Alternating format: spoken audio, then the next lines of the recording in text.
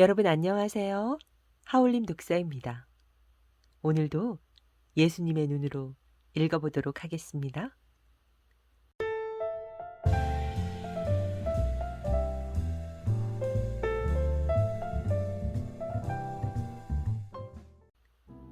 (1996년 12월 14일) 유다가 와서 말했다.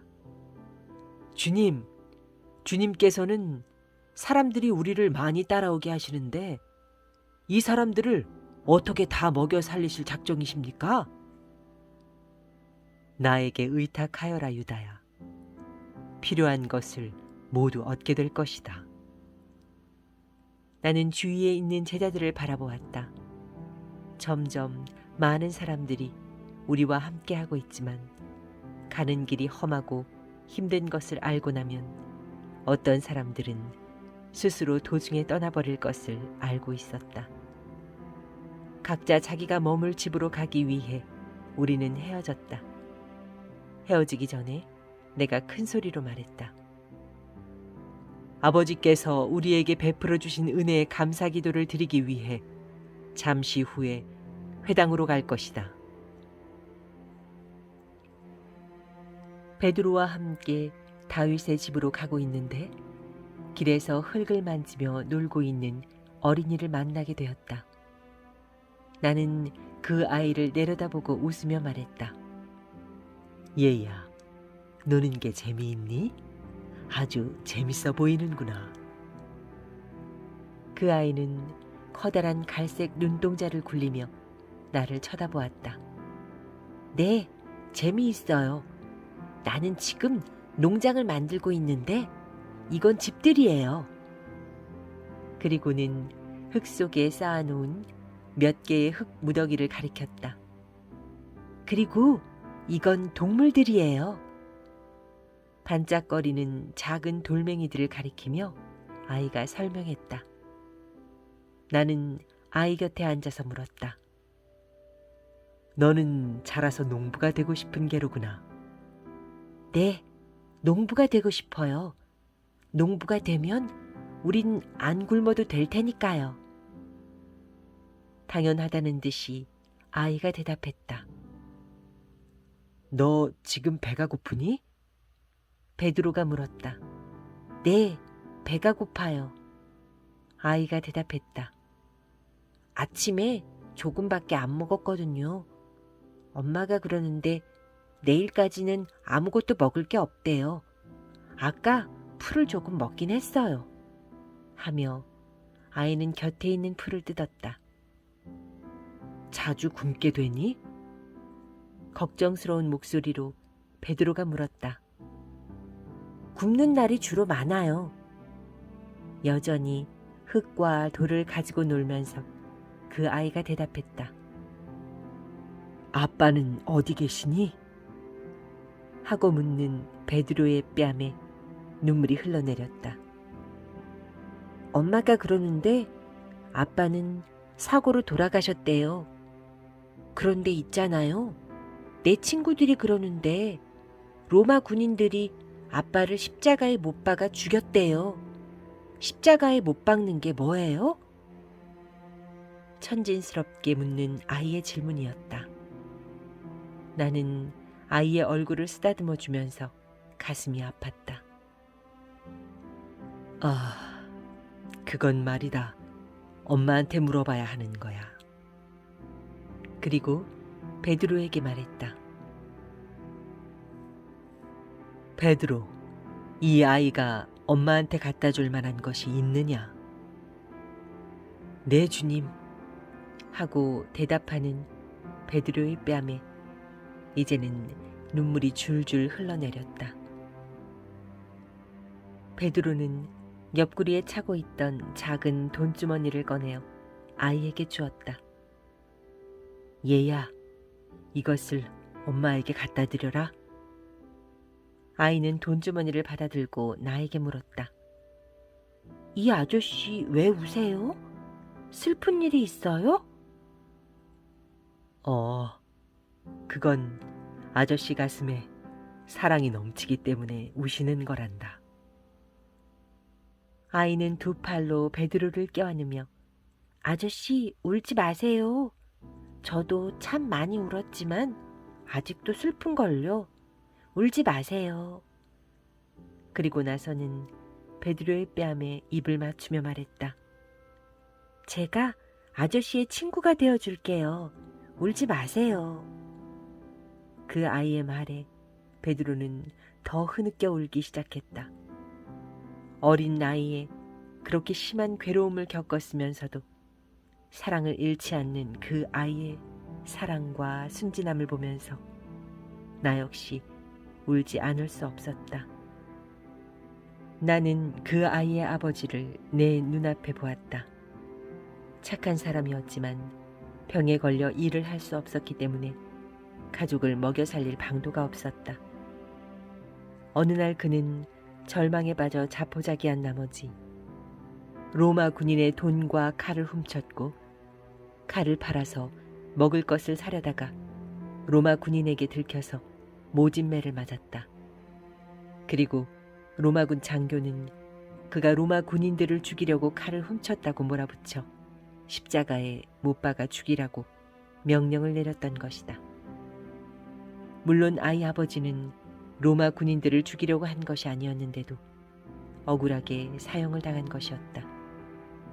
어려운 처지에 있는 그를 도와주지 않은 냉정한 이웃들 때문에 착한 사람이 죄를 짓게 된 것을 생각하니 가슴이 몹시 아팠다.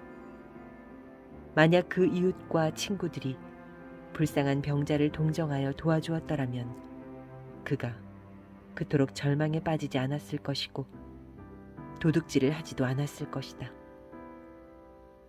죄는 고통을 가져다 줄 뿐이지 절대로 고통을 덜어주지 않는다. 그 사람은 십자가 위에서 고통을 당했고 부인과 아들은 그를 잃고 고통을 당해야 했다. 그 사람이 죽고 난 후에도 그 가족을 전혀 도와주지 않는 이웃 사람들은 그들의 영혼을 점점 더 손상시키면서 무거운 죄를 짓고 있었다. 아이의 엄마가 왔다. 그녀는 아이가 울고 있는 베드로와 나를 껴안고 울지 마세요. 괜찮아질 거예요. 울지 마세요. 하면서 오히려 어린아이가 어른을 달래주고 있는 광경을 보았다. 무슨 일이에요? 내 아들한테 뭘 하고 있는 거예요? 하면서 그녀는 아이를 들어 올렸다. 베드로는 그녀를 보고 말했다. 그냥 이야기하고 있었어요. 아이가 아빠 이야기를 해주더군요. 아, 하는 소리를 내면서 그녀는 부끄러운 듯 고개를 푹 숙였다. 나는 일어서서 그녀의 얼굴을 손으로 받쳐 올리며 말했다. 부인, 부끄러워할 것 하나도 없습니다. 아주 좋은 아들을 두셨군요. 당신은 사랑을 지니고 있어요. 가야 하겠습니다. 아이 엄마는 불안하게 말하며 돌아섰다. 엄마, 이 좋은 아저씨들이 주신 거예요. 아이가 엄마에게 돈주머니를 보여주었다. 아이 엄마는 믿을 수 없다는 듯 망연히 서 있다가 입을 열었다. 네가 훔친 것은 아니겠지?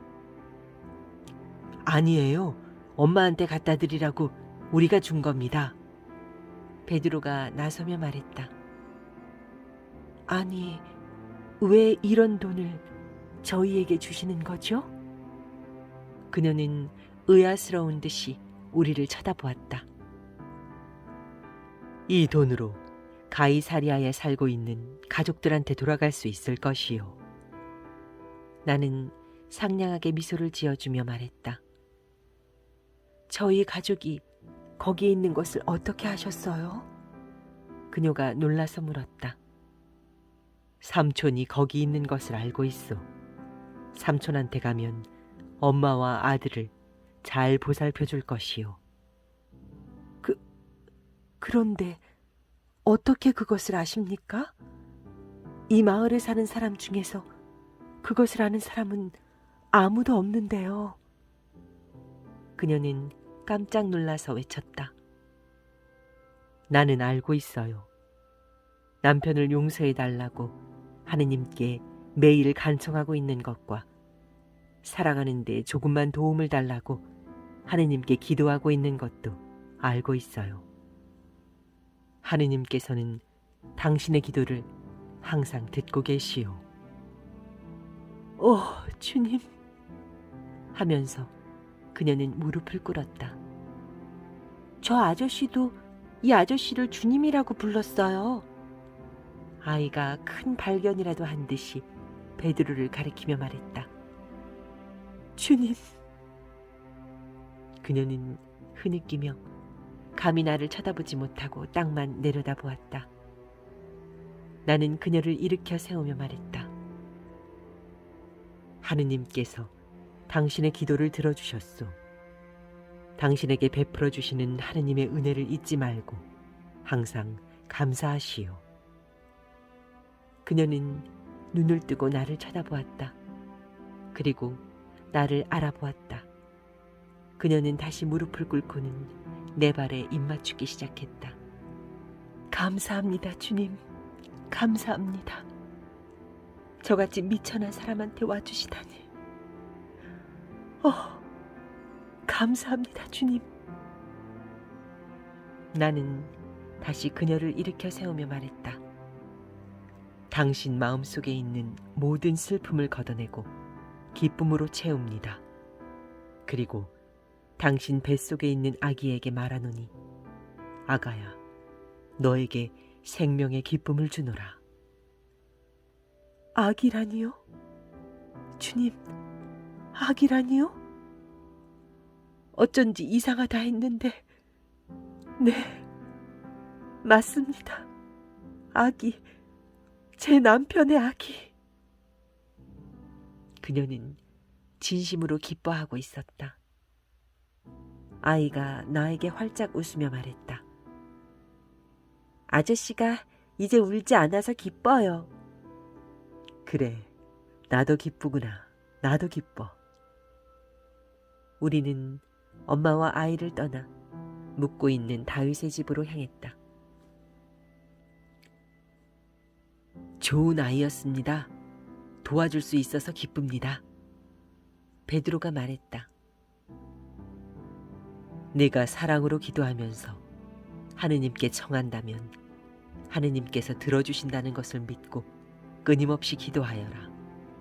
그리고 그것이 너에게 유익한 것이라면 하느님께서는 무엇이든지 들어주신다. 우리는 회당으로 가기 전에 준비를 하려고 다윗의 집에 잠시 들렀다가 다시 회당으로 향했다. 회당에 도착하니 제자들이 기다리고 있었다. 야고보가 나에게 와서 말했다. 주님, 걱정하고 있었습니다. 2시간이 넘게 기다리고 있었습니다. 늦어서 미안하다. 도중에 우리 도움이 필요한 사람을 만나서 그랬다. 야고보는 누군가가 주님의 사랑으로 기쁨을 누린 것을 알아차렸고 그것이 야고보에게 큰 기쁨이 되어 만족스러운 미소를 지었다. 나는 제자들과 앉아서 나이가 많은 한 랍비의 설교를 들었다. 아브라함 시절에는 많은 사람들이 하느님과 가깝게 살았고 아브라함의 인도로 많은 사람들이 하느님의 사랑을 이해할 수 있었습니다. 머지않아 하느님께서 아브라함 같은 사람을 다시 보내주시어 우리에게 하느님의 사랑을 상기시켜 주시기를 바라는 마음입니다.